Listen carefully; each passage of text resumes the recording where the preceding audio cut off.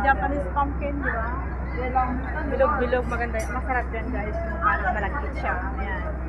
Mura lang siya. $15 for 3 or $15 for 2. Yung Chinese cabbage, tomato. Ito yung sinasabi nilang chickpea, guys. Paborito ng mga matatanda yung chickpea na yan. Parang upo lang siya. Walang lasa. Hindi masarap. Para sa akin. Pero para sa mga matatanda, they love it so much. Ang chickpea bao, paborito ng mga olds dito. Mga lola, mga lolo, ayan. Yung sinaunang mga pagkain nila, yun. Yung chickpea na yun. Marami nagmamarket. Pauwi na ako. Ito guys, masarap. You know, fish skin, crispy siya, very crispy.